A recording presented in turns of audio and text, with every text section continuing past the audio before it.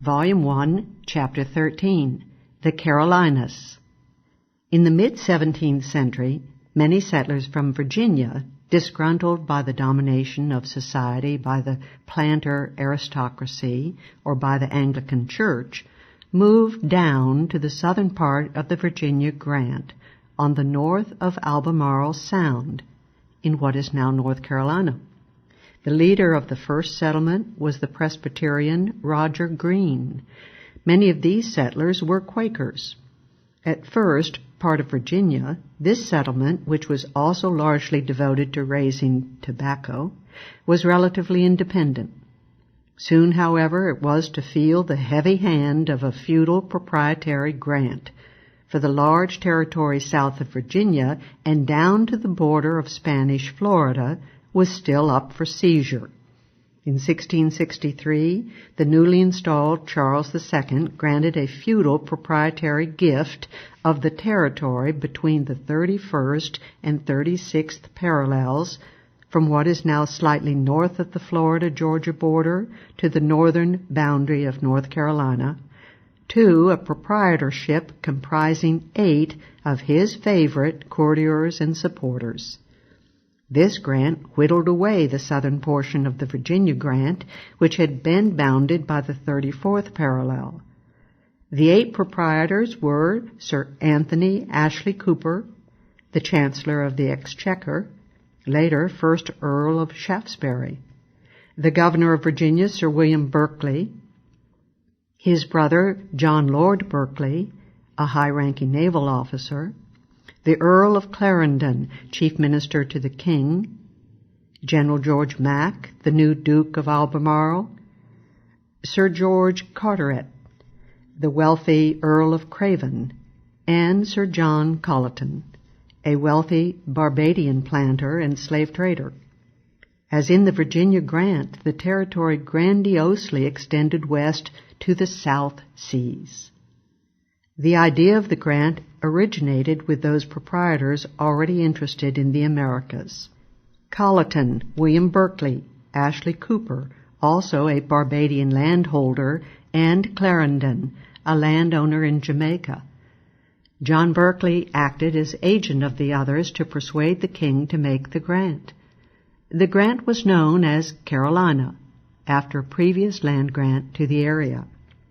In 1629, King Charles I made his first land grant of the area between the 31st and 36th parallels to Sir Robert Heath and called it New Carolina. Heath transferred his grant in 1630 to Samuel Vassall and others, but they failed to settle the Virgin Territory.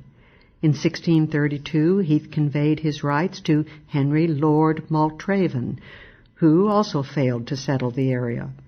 The Duke of Norfolk, heir of Maltraven, Samuel Vassall, and the Cape Fear Company of London and New England merchants, who had settled on the Cape Fear River of North Carolina in 1662 but quickly abandoned the settlement, all now tried to invalidate the Carolina Charter, but the Crown voided their patents in 1665. And yet, as late as 1768, the Crown granted the Cox family of New Jersey, to whom had been transferred the Heath title in 1696, 100,000 acres of the land in New York as a payment for their tenuous and dubious claim.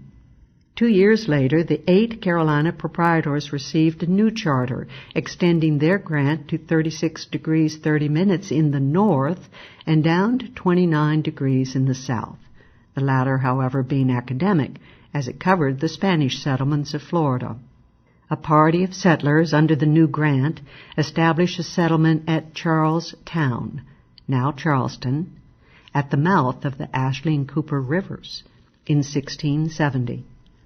From the beginning, the proprietors had to govern 2 distinct and separate settlements, unruly Albemarle in the north and Charlestown in the south, far more under its control. Moreover, the 2 settlements were, from the beginning, administered by different governors, though under the same proprietary. Albemarle was under the general aegis of Virginia's Governor Berkeley, one of the proprietors who appointed the governor of the district. From 1691 on, Albemarle settlement was known as North Carolina, and the Charleston area as South Carolina, separately administered, though for some years under a single proprietary rule. The proprietors were given a grant with feudal powers virtually as sweeping as the Maryland gift of privilege, a veritable palatinate. The proprietors were empowered to work their will, with the very important exception that the assembly of the freemen of the colony, or their representatives, had to approve of the laws. Thus, as in the other colonies, the popularly elected assembly originated less as a sovereign branch of government than as a check on the despotic rule of the executive.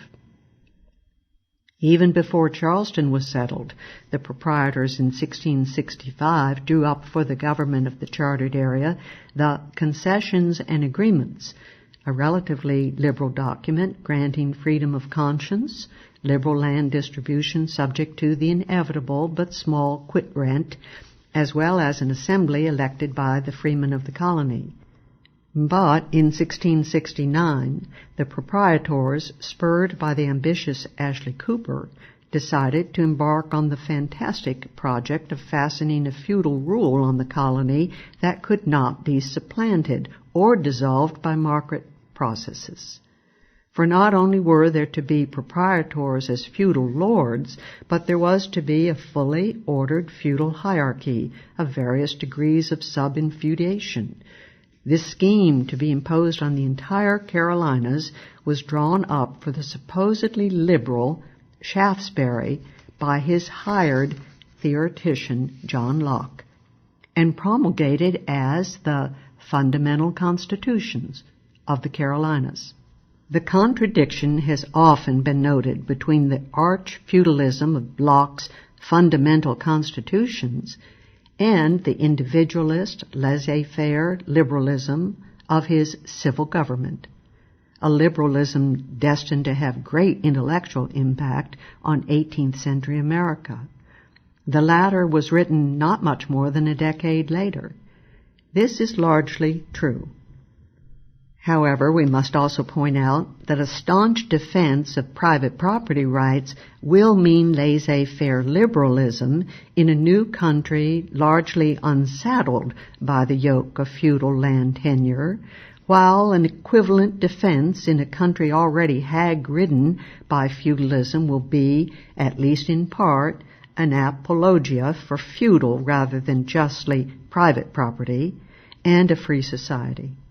In short, the crucial issue is the justice of the private property titles that are being defended. Glossing over this question means that the same set of principles may lead to a libertarian society in a non-feudal America, where land titles devolved fairly rapidly upon the actual settlers, but to retention of quasi-feudalism in an England where land titles had been largely feudal. A conservative bulwark for feudalism, when transplanted, can prove to be a radically libertarian call for a free society.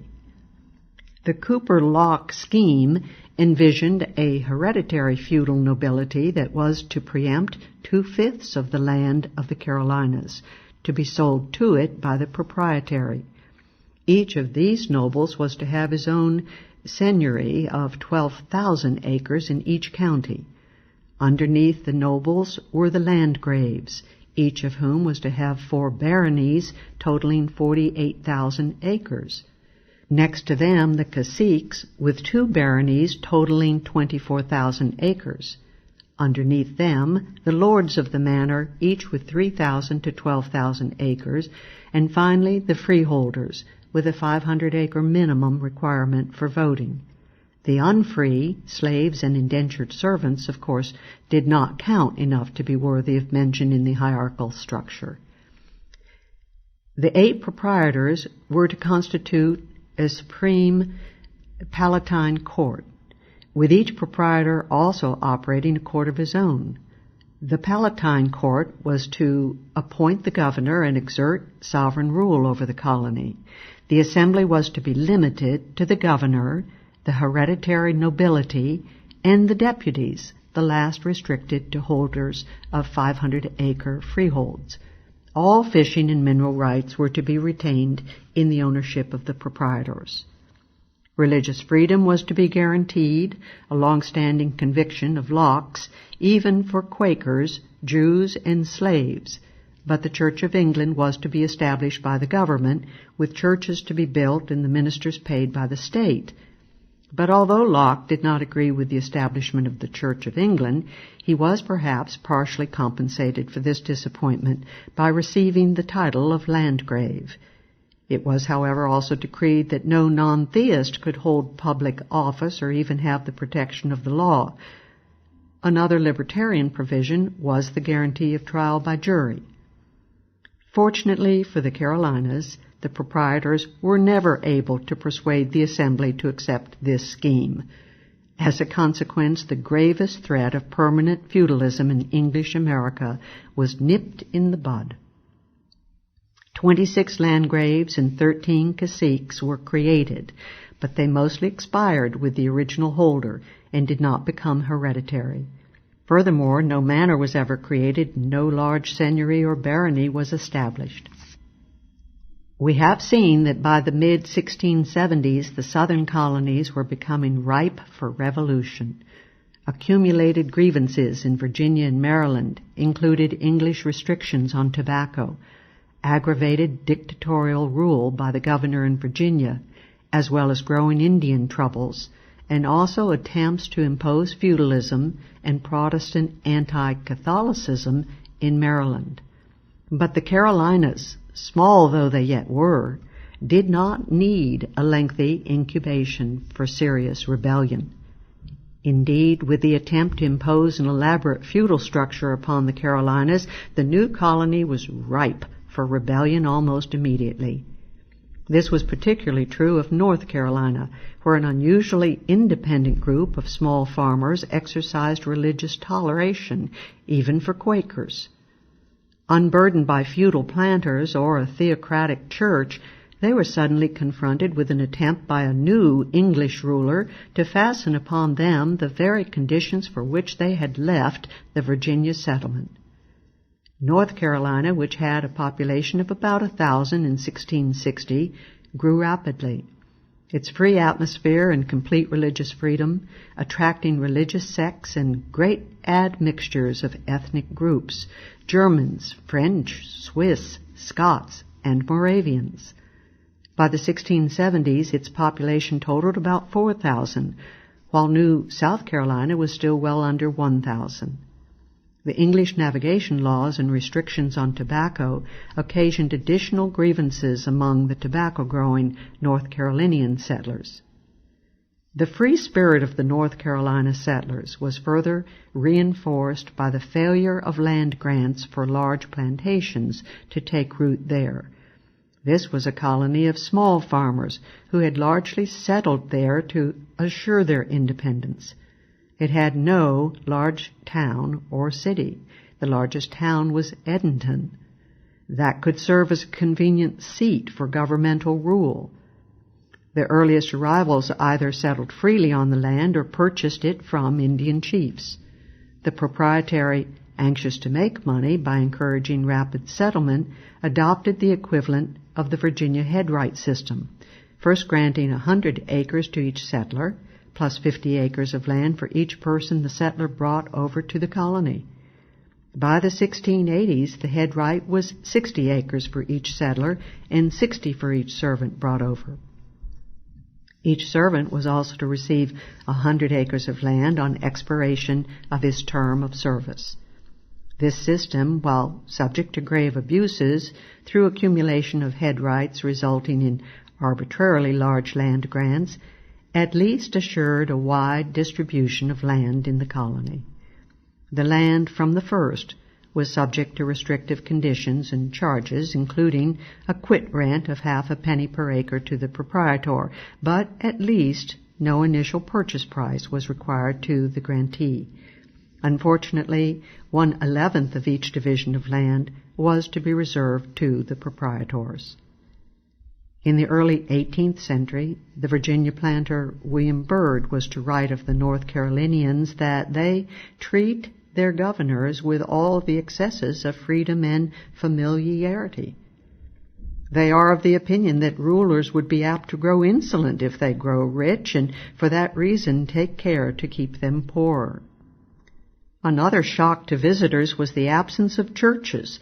Apparently, the North Carolinians preferred to practice their religion in private. The great English founder of the Quakers, George Fox, visiting Albemarle in 1672, discovered to his chagrin that he could find no place of worship in all the colony. And some years later, William Byrd was again stunned to find that this is the only metropolis in the Christian or Mohammedan world where there is neither church, chapel, mosque, synagogue, or any other place of public worship of any sect or religion whatsoever.